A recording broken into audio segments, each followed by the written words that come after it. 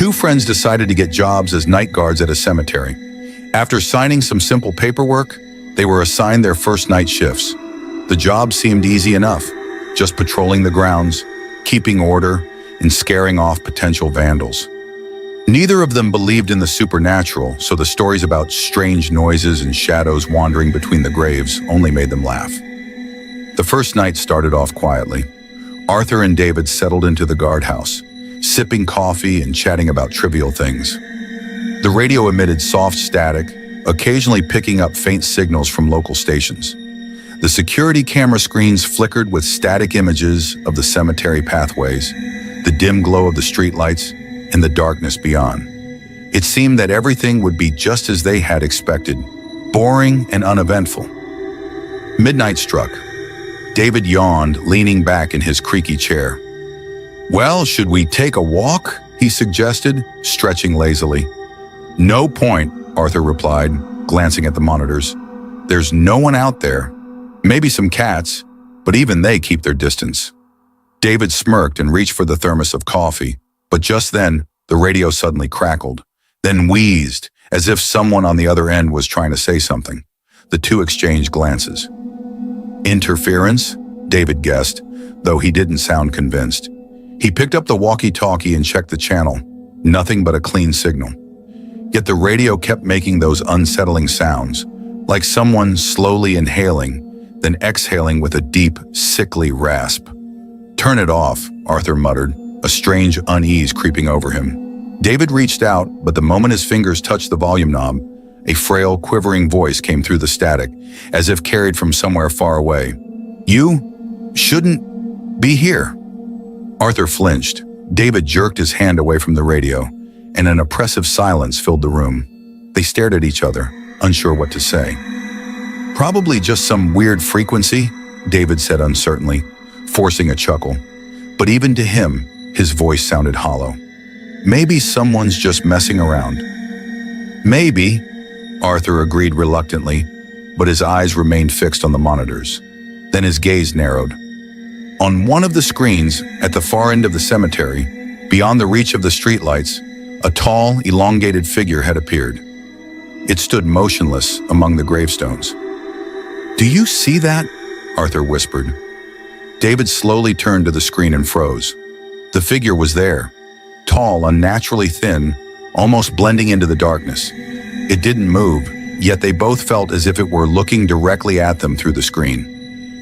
"Maybe it's just someone from the neighborhood?" David suggested hesitantly, though he didn't believe his own words.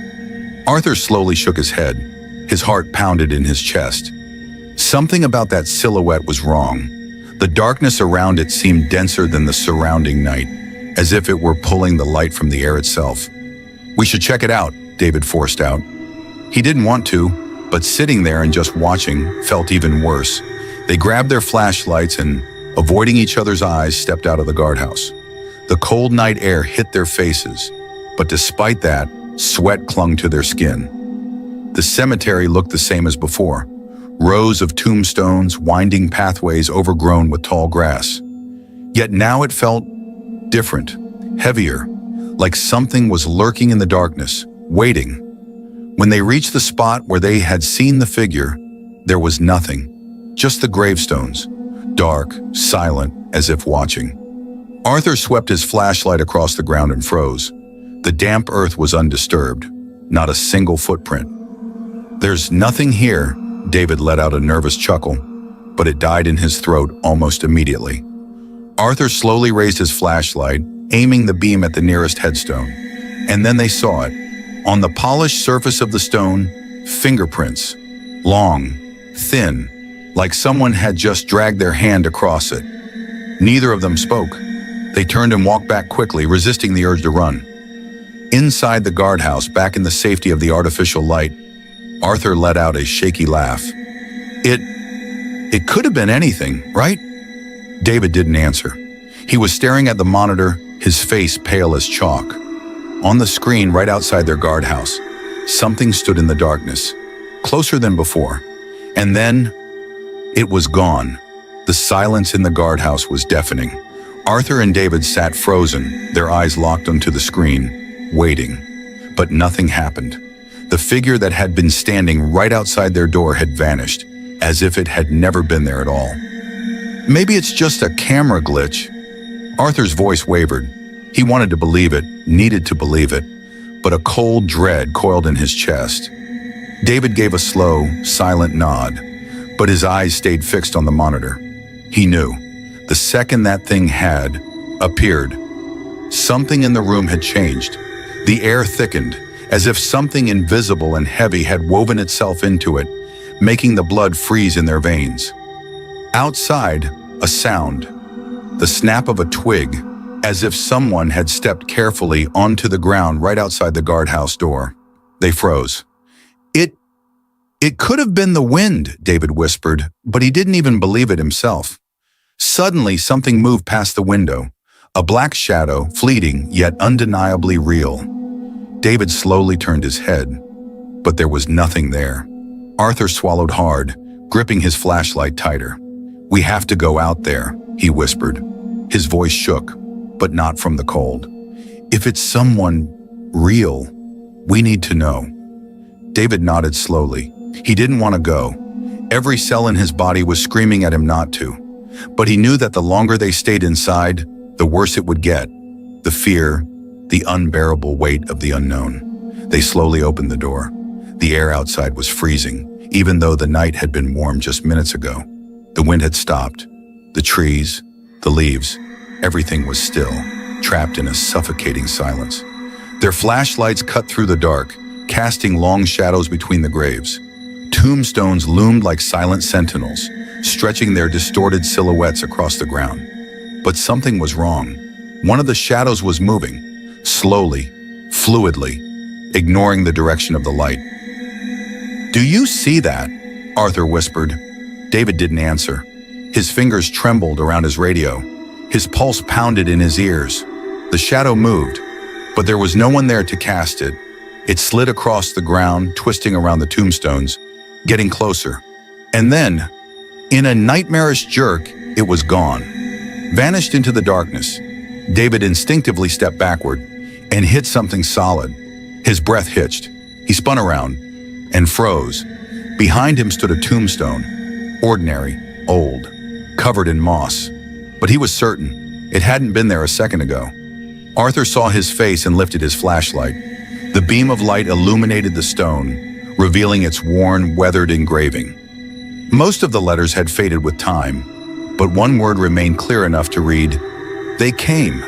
And then, from deep within the cemetery, a sound. Not a voice, not anything human.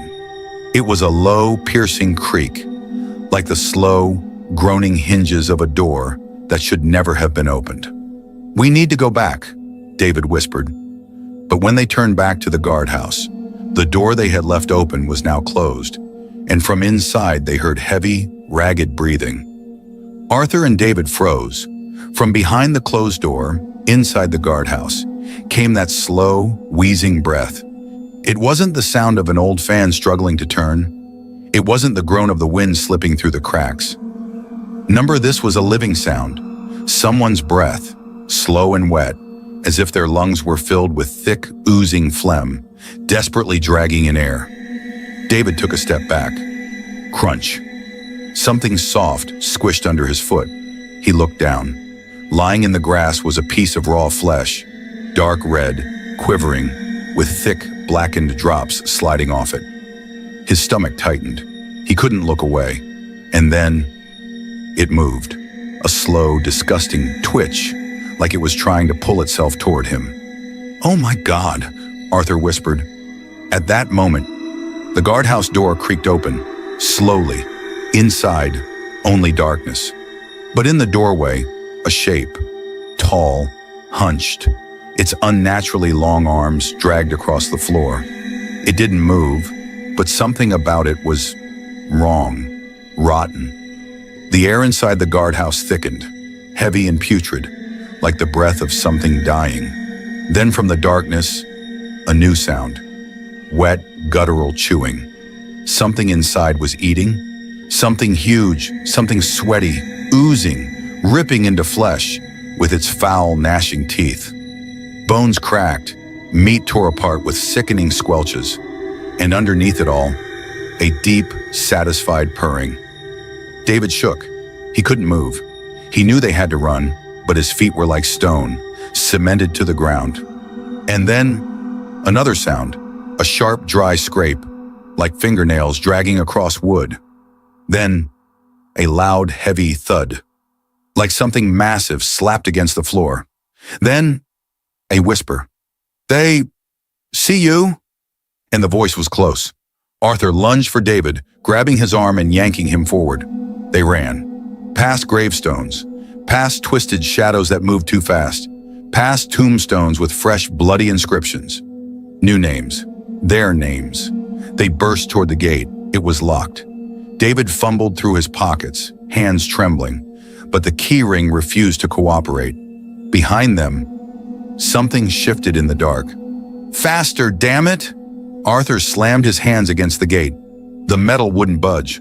And then, they heard a new sound. This time, footsteps. Heavy, wet.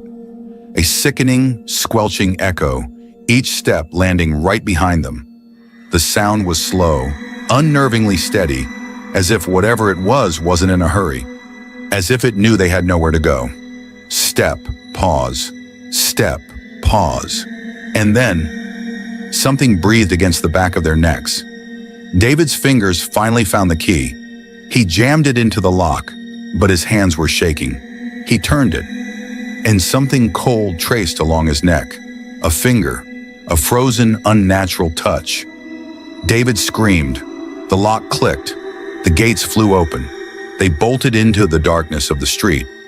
Behind them, from the cemetery, something let out a deep, guttural moan.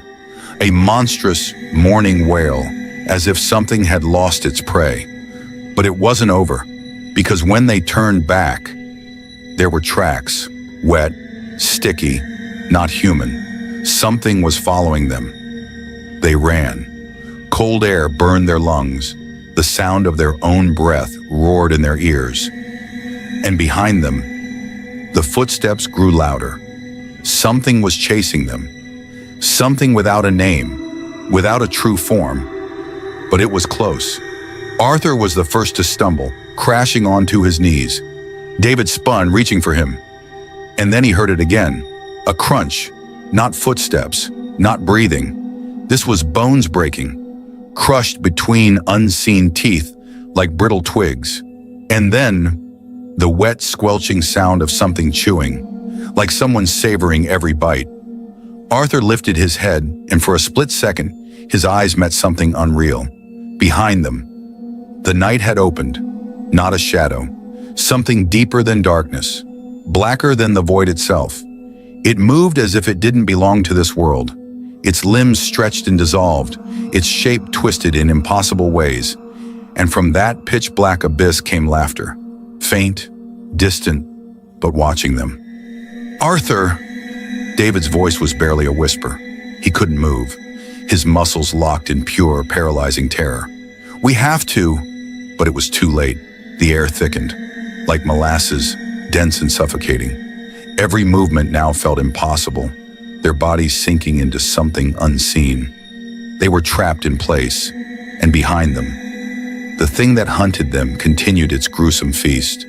Bones snapped, flesh tore, and with every new bite came a low, satisfied purr. This way, Arthur yanked David forward. They ran, but the world around them was becoming wrong. The ground beneath their feet felt soft, almost too pliable, as if it was no longer solid.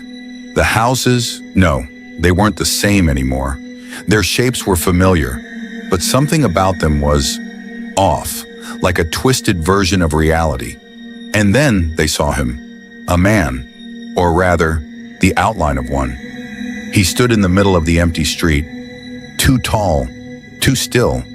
His face, or what should have been his face, was just smooth, pale nothingness. No eyes, no mouth, just a blank, featureless mask. And yet, he was watching them. Arthur felt it, a presence so overwhelming, it gnawed at the edges of his mind, like a predator that had finally found its prey. It was hungry, endlessly, primally. The thing took a long, wet inhale. Loud, greedy. Arthur's breath hitched. "Run," he whispered, but it was already too late. The air around them thickened, pressing in on them like invisible hands. David felt it first. Something cold wrapped around his ankle. He gasped, but his voice broke into a ragged choking sound. The darkness, the shifting, writhing mass of shadows behind them, was moving. It wrapped around him, pulling, dragging. Arthur held on, his fingers digging into David's wrist. But his grip was slipping. David fought, kicked, but something was pulling him down, into nothingness. The last thing he saw, Arthur's face, frozen in horror. And then, not pain, something worse. A void opened in his mind, tearing through his thoughts, his memories, draining away his very existence. And then, darkness. Arthur woke up, alone, in the same place. But now, the street was empty. An unnatural silence pressed down on him, so heavy, so absolute, that it felt as if the world itself had stopped breathing. There was no sign of David, no sign of anything that had happened, as if it had all been a dream. But then, he turned around, and at the far end of the road, beneath the flickering glow of a street lamp, he stood there, the faceless man, waiting. Arthur froze. He couldn't look away. The faceless man did not move, but his presence was crushing. Reality itself bent around him. The dim glow of the street lamp warped, like light fractured through shattered glass. Arthur swallowed hard. His heart pounded so loudly it drowned out the silence. He took a step back, but his foot hit the curb. A flash of memory. David's hands slipping from his grasp. Arthur squeezed his eyes shut, forcing the image away. And when he opened them again, the faceless man was closer. He hadn't walked. He hadn't moved. Yet somehow the distance between them had shrunk, as if time itself had skipped forward in a single disorienting lurch. "David!" Arthur's voice cracked. Silence. The wind didn't stir the leaves. The crumpled paper near his feet didn't shift. The world was holding its breath. The faceless man tilted his head. It was wrong. Not like a human movement. The air itself around him rippled, as if reality strained beneath the weight of his presence. Then he stepped forward. Once, twice, slow, soundless. Arthur stumbled backward. He had to run. He had to step. Arthur froze. His legs wouldn't move. Just like when David disappeared. The faceless man stopped. Just 2 steps away. Arthur felt it now.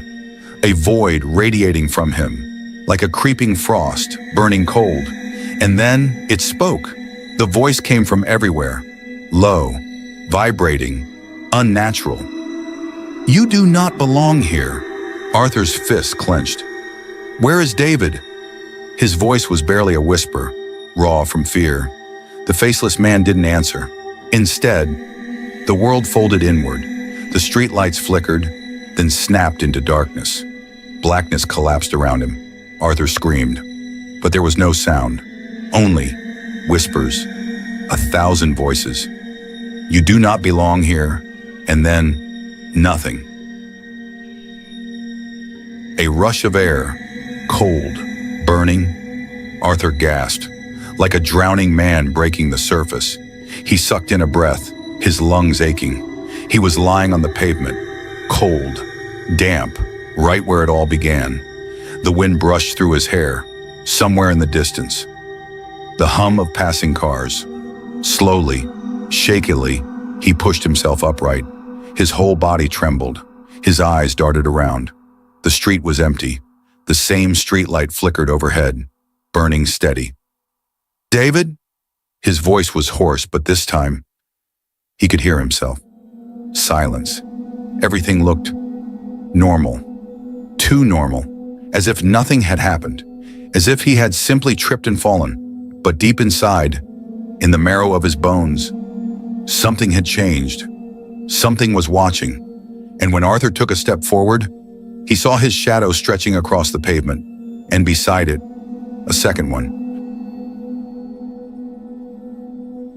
If this story made your heart race, don't forget to subscribe to the channel. Hit the like button to support new chilling tales, and tap the bell. That way, you won't miss the next dose of horror. In the comments, let us know how much you enjoyed the story and which themes scare you the most. Who knows? Maybe your idea will become the next nightmare.